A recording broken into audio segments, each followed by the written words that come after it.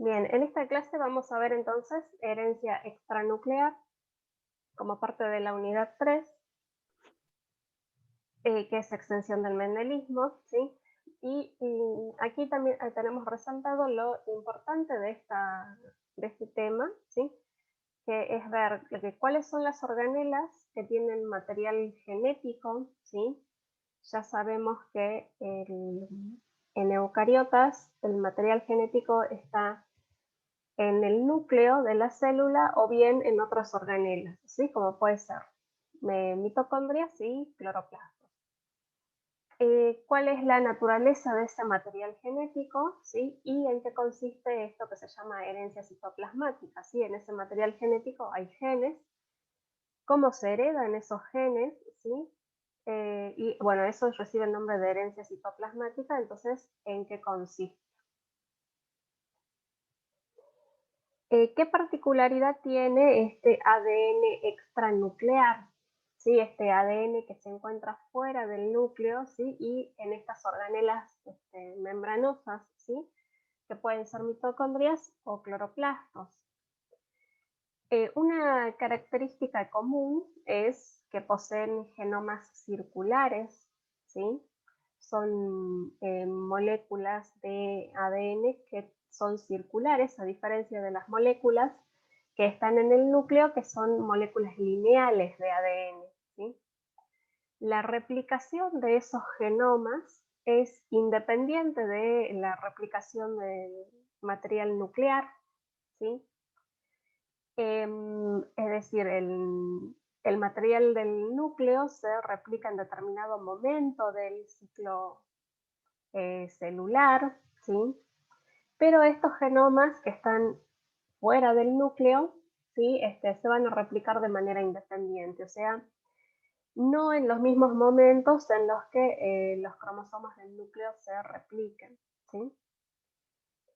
Suele haber varias copias por organela, ¿sí? O sea, una mitocondria, por ejemplo, o un cloroplasto, puede tener varias copias de esta molécula circular de ADN, ¿sí?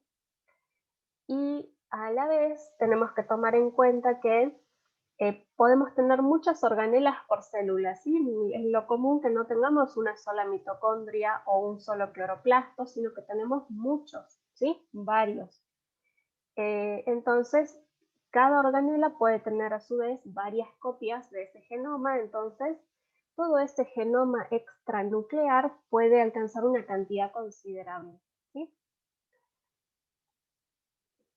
¿Cómo segrega ese material genético? De forma aleatoria, ¿sí?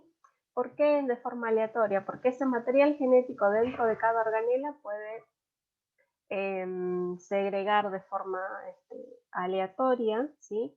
Y a su vez las propias organelas también. Recuerden que en el ciclo celular, ¿sí? En la parte de la división, también tenemos un momento en el que se replican las organelas, ¿sí? La célula aumenta de tamaño, se replican también las organelas, así para que podamos formar dos células hijas, ¿sí? La parte siempre más importante, más saliente de la división celular es la cariocinesis, ¿sí? O sea, la división del núcleo, pero también después sigue una citocinesis que implica que las organelas se hayan duplicado también, ¿sí? Y que también se repartan por igual a las células hijas, ¿sí? ¿Qué organela con qué material genético, sí, qué mitocondria, qué cloroplasto vaya a cuál célula, también es algo que se produce al azar, ¿sí? Y el patrón de herencia que tenemos para estos genomas extranucleares es de herencia uniparental, ¿sí? Esto es también lo característico de este ADN que no está en el núcleo, ¿sí? La herencia es uniparental. ¿Esto qué quiere decir? Que esos genomas pueden provenir tanto de la madre, solo de la madre o solo del padre, ¿sí? O sea, podemos tener herencia materna o paterna. Recuerden que los cromosomas nucleares siempre están presentes de a dos, ¿sí? Tenemos cromosomas homólogos, ¿sí? En los que bueno, contienen la misma clase de información, ¿sí? Pero uno proviene de nuestra madre y otro de nuestro padre, ¿sí? O sea, es una herencia biparental, ¿sí? Ambos progenitores contribuyen a esa carga genética. Aquí no, es uno solo de los progenitores el que contribuye, ¿sí? Y para que veamos también las características, ¿no? De cómo es este ADN extranuclear, tenemos varias copias por organela. Fíjense que aquí tenemos una tabla donde tenemos varias especies, ¿sí? Diferentes. Por ejemplo, un mamífero, un ratón, ¿sí? Algas, ¿sí? Tetraimena, Clamidomonas, Euglena, ¿sí? Y plantas superiores, ¿sí? Em, estos serían protistas, ¿sí? Donde tenemos las distintas organelas, ¿sí? Mitocondrias, en el ratón también, ¿sí? Después en los otros ejemplos tenemos cloroplastos, ¿sí? ¿Cuántos nucleoides? Sí, el nucleoide sería esa copia, esa molécula de ADN circular que tiene la organela, ¿sí? Que fíjense que se parece, o sea, como ya sabemos, ¿no? El origen endosimbiótico de estas organelas. En los procariotas, la región donde se encuentra el material genético se llama nucleoide. Entonces, en la literatura anglosajona, ¿sí? Por lo menos es común conservar ese nombre, ¿sí? Decir cuántos nucleoides hay por organela. A mí me parece más apropiado decir cuántos cromosomas o cuántas moléculas de ADN puede haber en la organela, ¿sí? Pero si ven nucleoides ya saben qué significa, ¿sí? Una molécula circular de ADN. En tetraimena, por ejemplo, es una sola. Fíjense en las mitocondrias del ratón, ¿sí? Pueden tener de 1 a 3 copias de ese genoma circular, ¿sí? En clamidomonas, fíjense en el cloroplasto, puede tener de 5 a 6. En euglena, esta alga, puede tener de 20 a 34 copias en un solo cloroplasto, ¿sí? Y en algunas plantas superiores, o sea, las angiospermas y las gimnospermas, ¿sí? Podemos tener en un cloroplasto, ¿sí? De 12 a 25 moléculas de ADN, ¿sí? Y también para que vean digamos, cuán abundante puede ser ese ADN extranuclear, también tenemos el número de cromosomas por organela, o sea que podemos tener de 6 a 8, ¿sí? O 5 a 6, ¿sí? O sea que estas son regiones donde se hallan, acá está especificado así. Fíjense, a ver, corrijamos lo que acabo de decir. Estos son número de cromosomas, o sea, el número de moléculas. Por eso es que siempre confundo decir nucleoide. Y el nucleoide es la región donde se encuentran esas moléculas, así como en las bacterias, ¿sí? Entonces, fíjense que tenemos de 1 a 3 nucleoides en una mitocondria de un ratón y, por ejemplo, en esas regiones podemos tener de 5 a 6 moléculas de ADN. Ahí está, ¿sí? Es más grande todavía entonces lo que estamos diciendo. Fíjense, por ejemplo, en clamidomonas, ¿sí? Podemos tener de 5 a 6 nucleoides por organela, por el cloroplasto, y tener más o menos unas 80 moléculas de ADN, ¿sí? O sea, en esta región, ¿sí? Y además, sumado a esto, hay que considerar que en cada célula, por ejemplo, de las plantas, podemos tener muchos cloroplastos.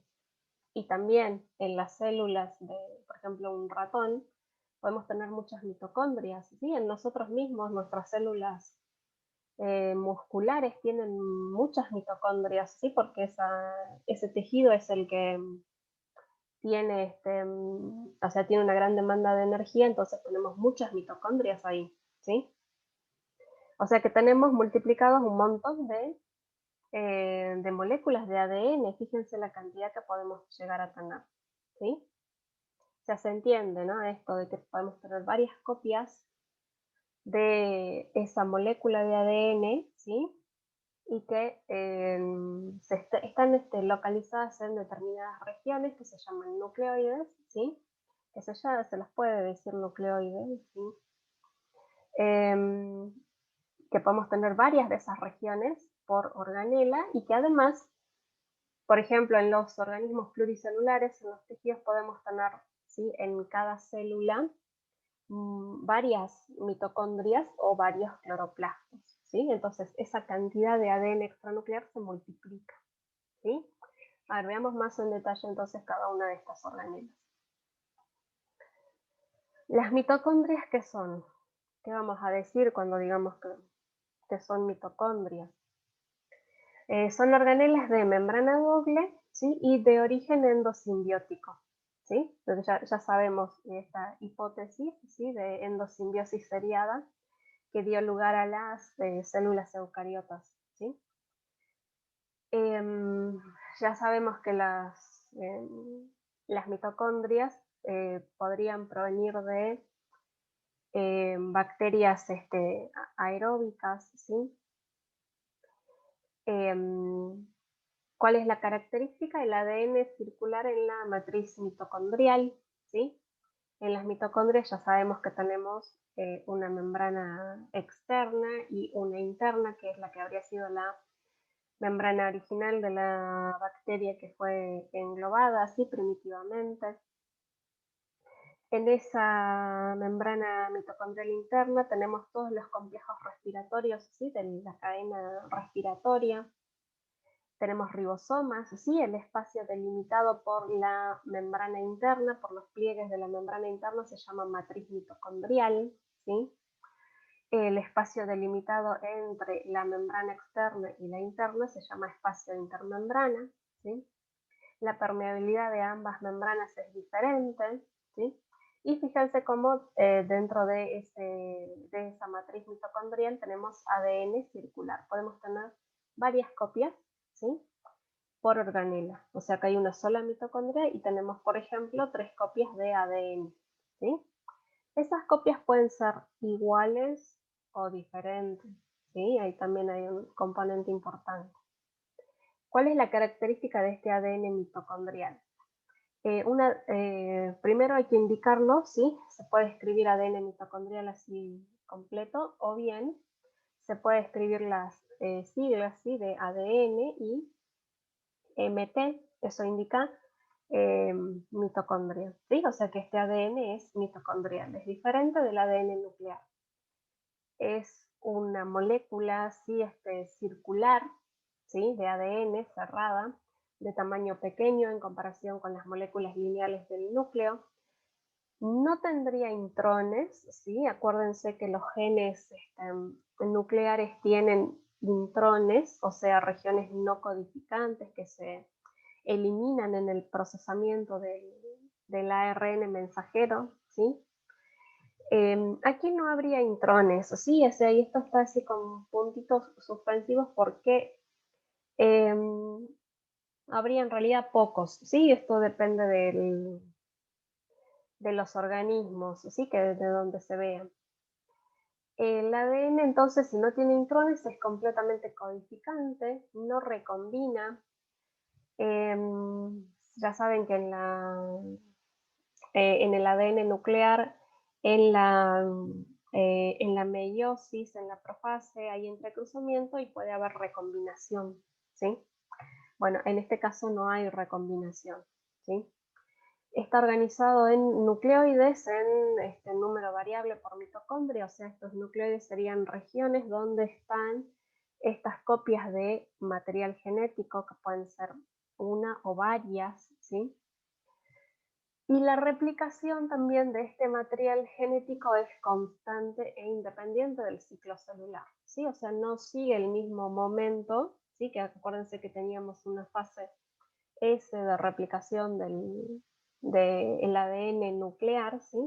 Bueno, esto se replica en cualquier momento, ¿sí? Es independiente de ese ciclo que sigue el núcleo.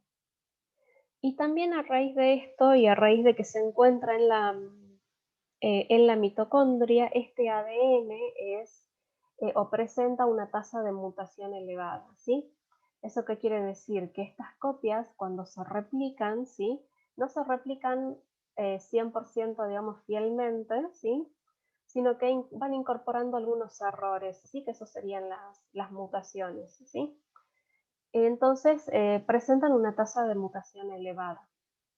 ¿Por qué? Porque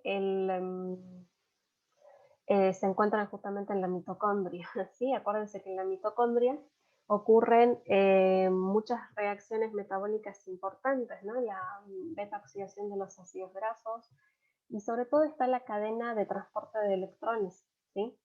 El aceptor final de la cadena de transporte de electrones es el oxígeno, ¿sí? Cuando el oxígeno recibe ese par de electrones, ¿sí? Del último complejo de la cadena respiratoria, se reduce a agua, ¿sí? Eso es en condiciones normales, pero sí, o sea, en otras condiciones, ese oxígeno, en lugar de reducirse a agua, ¿sí? Que es neutra, inofensiva, ¿sí? Puede formar los radicales libres, ¿sí? Los aniones superóxido o peróxido de hidrógeno, ¿sí? Esos radicales son los que pueden provocar daños en este ADN mitocondrial y por eso esa tasa de mutación es elevada, ¿sí? O sea, el ADN mitocondrial tiene una tasa de mutación elevada por el ambiente altamente oxidativo en el que se encuentra, que es el de la mitocondria, ¿sí? Que saben que es una organela en la que se producen oxidaciones biológicas bien importantes, ¿sí? Fíjense, acá tenemos un esquema, ¿no? De el ADN que es mitocondrial, que es circular, ¿sí? Es una molécula así exactamente igual que como ya ustedes la conocen, ¿sí?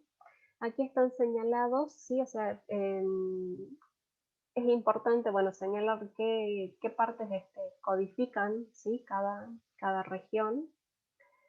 Y en estas moléculas siempre se identifican, igual que en el ADN de las bacterias, un origen de replicación que está marcado aquí. Fíjense que aquí hay siempre que vean una molécula así circular, ya sea de mitocondria o de procariotas, van a ver que dice ORI, ORI, eso es el origen de replicación. Esa es la región donde se inicia la replicación y también la transcripción, ¿sí? Para la síntesis de proteínas, ¿sí? Aquí tenemos un origen y fíjense que aquí hay otro origen, ¿sí? ¿Por qué? Ya dijimos que este ADN mitocondrial es una molécula circular de ADN, pero tiene dos cadenas, ¿sí? Como todas las moléculas de ADN. El ADN es bicatenario, ¿sí? Puede ser que la información que esté contenida, o sea que esto es algo común en procariotas, entonces por eso también es una cualidad que tiene el ADN mitocondrial, ¿sí? Puede ser que la transcripción, ¿sí? Se dé a partir de una sola de las cadenas, ¿sí?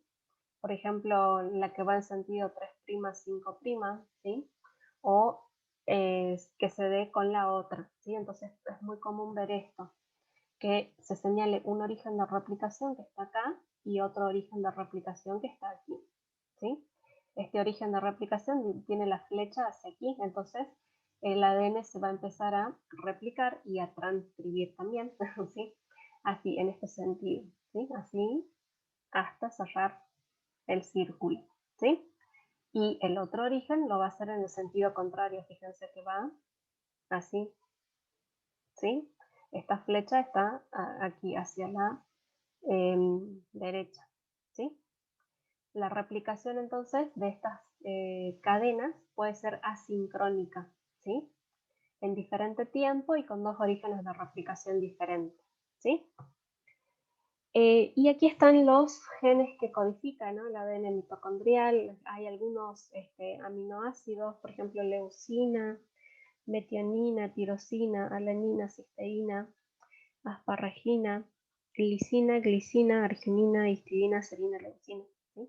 No son todos, son glutamina, prolina, ¿sí? Y algunos ARN ribosomales. 12S, 16S, ARN ribosomal, ¿sí? Y tiene que haber otro más por acá. Esos nomás. Y después las proteínas que forman parte de los complejos de la cadena respiratoria. Fíjense, acá está el citocromo B, los citocromos, la citocromo oxidasa 1, 2 y 3, ¿sí? Los complejos para o sea, parte de la estructura de la ATP sintetasa, ¿sí? Algunos de esos están codificados aquí en este genoma. No todos ¿por qué es un genoma pequeño? Porque no todos o sea, no es una organela completamente autónoma tampoco. Y muchas de las proteínas que forman parte de la membrana de la mitocondria, por ejemplo, se sintetizan o están los genes en el núcleo, ¿sí? en el genoma nuclear. Una de las hipótesis es que luego de esta simbiosis primigenia, ¿sí? entre una bacteria aeróbica y la protocélula eucariota, a lo largo de la historia ha habido un secuestro de genes, ¿sí? Es decir, que a ese ADN bacteriano que tenía al principio esta organela, ¿sí? Parte de esos genes, ¿sí? Se han ido incorporando al genoma nuclear. Por eso es que esta organela no es una bacteria independiente, no es completamente independiente a pesar de que tenga su propio genoma y que se pueda replicar a sí misma, ¿sí? Sino que esa simbiosis se mantiene porque muchos de los genes que son necesarios para que se forme y para que funcione la misma mitocondria están en el núcleo, ¿sí? Y por eso también tendría un tamaño pequeño, reducido en comparación con los genomas de otros procariotas. ¿Cómo sería entonces la herencia de este genoma? La heredabilidad, ¿sí? de este ADN mitocondrial es igual que también la del cloroplasto, es una herencia del tipo no mendeliana, o sea, lo que hemos visto nosotros de una herencia biparental y esta segregación igualitaria y esa transmisión independiente aquí no aplican, ¿sí? ¿Por qué? Porque tenemos un aporte diferencial de organelas al cigoto, ¿sí? Por ejemplo, nosotros nos formamos a partir de dos gametas, ¿sí? El óvulo y el espermatozoide. El óvulo es la célula grande, ¿sí? Que tiene todas las organelas, es de gran tamaño, tiene un núcleo y tiene todas las organelas, ¿sí? El espermatozoide, en cambio, es una célula altamente modificada, ¿sí? O sea, si ustedes ven y recuerdan cómo se forman los espermatozoides, ¿sí? En ese proceso, van a ver que lo único que queda de toda esa célula, ¿sí? Que era al principio, que eran las espermatogonias, ¿sí? Es solamente una membrana y el núcleo, ¿sí? Y después la otra parte que también es altamente modificada es toda esta región proteica de la cola, ¿sí? O sea, hay un cuello que está lleno de mitocondrias, ¿sí? Y después todo un flagelo que es una estructura proteica, ¿sí? Que va a permitir la movilidad. Y lo único que ingresa casi entre paréntesis, ¿no? Lo único que ingresa al óvulo en la fecundación es esa cabeza, ese núcleo, ¿sí? O sea, esa es la única organela que entra. Entonces, todas las otras organelas que forman el cigoto, ¿sí? Una vez que se produce esa fecundación, esa fusión de los dos núcleos, ¿sí? Y se forma el cigoto, que es la primera célula con la que iniciamos nuestra vida, ¿sí?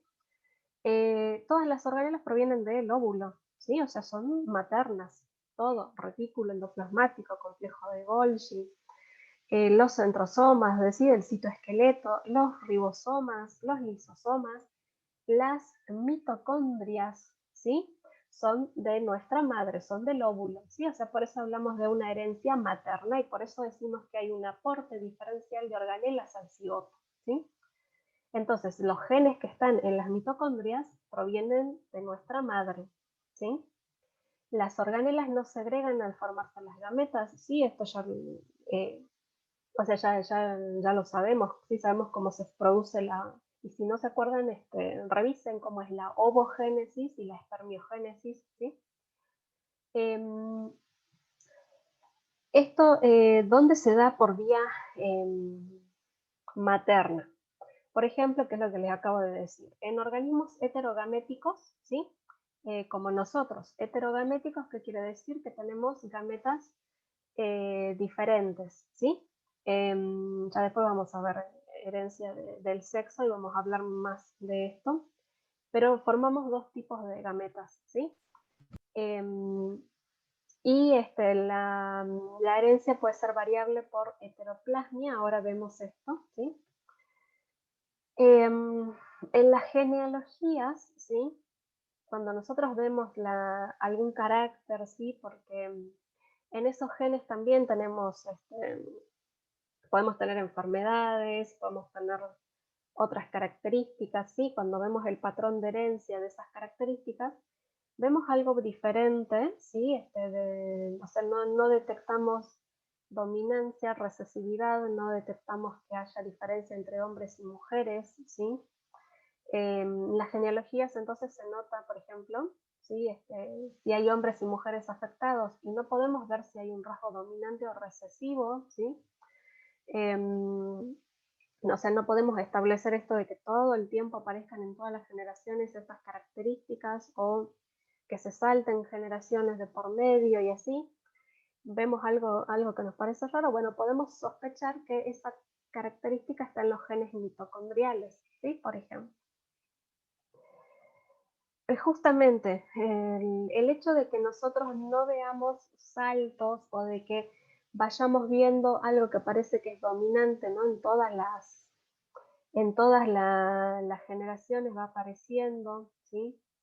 Y de repente no aparece, ¿sí? O nos aparece así como de la nada, entre comillas, ¿sí?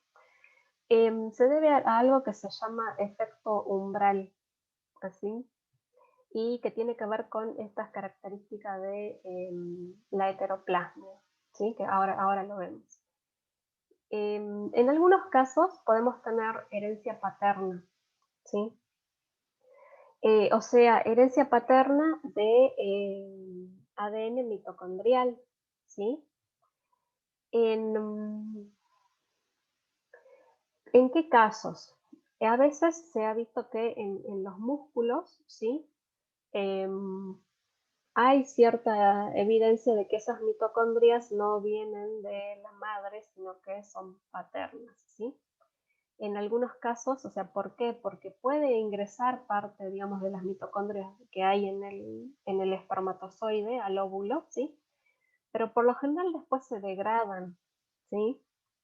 En algunos casos parece ser que no, ¿sí? Y se hallan estos rastros de ADN mitocondrial diferente que serían paternos, ¿sí? En los músculos, ¿sí? Esto se ha hallado en ratones, ¿sí? En otros mamíferos, ¿sí? Que puede persistir, digamos, ese ADN mitocondrial paterno en músculos, pero es algo raro. Justamente, en la mitocondria podemos tener varias, ya dijimos, varias copias, ¿sí? De ese cromosoma circular, ¿sí?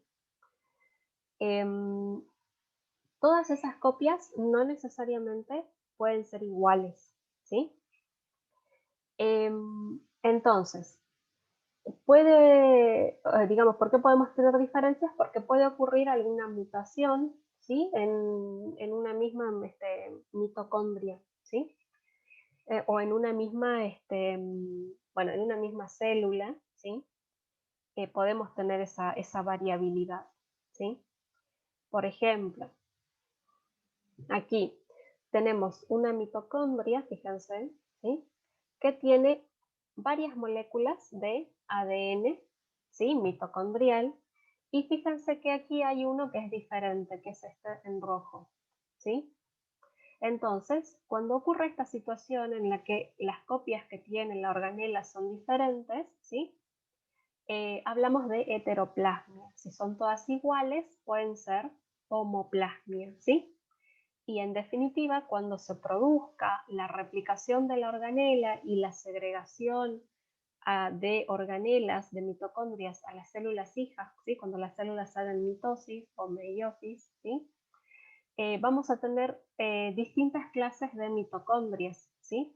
Fíjense, si esta mitocondria original se divide, acuérdense que se dividen como las bacterias por fisión binaria, ¿sí? Podemos tener este caso, ¿sí? En el que tengamos estas moléculas diferentes de ADN, entonces acá tenemos mitocondrias con heteroplasmia. Y después cuando seguimos con esta segregación aleatoria de mitocondrias, ¿sí? Para dar distintas células, ¿sí? Podemos llegar a tener este caso, fíjense que tenemos, y esto ocurre también así al azar, ¿sí? La distribución de las moléculas de ADN y de las mitocondrias después a las distintas células hijas, ¿sí? Puede pasar que en algunas células tengamos estas mitocondrias con el ADN original, ¿sí? Sin mutar, el ADN silvestre sería, ¿sí? Original, y después podemos tener estas otras que tengan ese ADN mutado o diferente, ¿sí? Y acá sí tenemos entonces casos de heteroplasmia, ¿sí? Entonces, si esto es ese ADN mutado, por ejemplo, puede causar una enfermedad o es el causante de una enfermedad, por ejemplo, este hecho, ¿sí? De que exista homoplasmia o heteroplasmia y esta segregación aleatoria de mitocondrias entre las células, nos permite explicar el concepto de el efecto umbral, ¿sí? De explicar por qué en una misma familia a veces podemos tener personas muy afectadas por una enfermedad y otros que no, ¿sí? Fíjense que tenemos aquí mitocondrias que están afectadas, que son las que están en celestes, y las demás son mitocondrias normales en una sola célula, ¿sí? Y aquí está el núcleo. Cuando ocurre la proliferación, ¿sí? Del ADN mitocondrial, ¿sí? O sea que se multiplican estas mitocondrias y después hay mitosis y demás, ¿sí? Podemos tener esta segregación aleatoria, ¿sí? En la que tengamos, fíjense la cantidad de mitocondrias con el ADN afectado aquí. Aquí también son bastantes, ¿sí? Y algunas cuantas normales. Otras también bastantes, ¿sí? Mitocondrias con esa mutación para la enfermedad y las otras normales. Fíjense en estos otros casos en los que tenemos unas poquitas mitocondrias con el ADN mutado, ¿sí? Y las demás tienen el ADN normal. Y acá también, fíjense que son pocas mitocondrias con el ADN para la enfermedad y aquí muchas con el ADN normal, ¿sí? Entonces, cuando tenemos esta carga, ¿sí? De mitocondrias, ¿sí? Mayor de mitocondrias normales, ¿sí? Por más que tengamos algunas que tengan el gen para esa enfermedad, el fenotipo en definitiva de esta persona va a ser el de una persona sana, ¿sí? Y, por ejemplo, en estos casos en los que tenemos mayoría de mitocondrias afectadas, ¿sí? Con el gen para la enfermedad, vamos a tener el fenotipo asociado a la enfermedad, ¿sí? O sea, esa persona va a desarrollar esa enfermedad. Y hablamos de efecto umbral porque es como que tenemos que pasar esa cantidad así, ¿sí? A partir de determinada carga de mitocondrias afectadas, recién vamos a tener una persona enferma, ¿sí? Y además podemos tener gradaciones de esa enfermedad, ¿sí? Porque si tenemos unas cuantas, no es lo mismo tener muchas mitocondrias afectadas que menos mitocondrias, ¿sí? O sea que en algún caso podemos tener una persona con una gran afectación, ¿sí? Y otro un poco menos.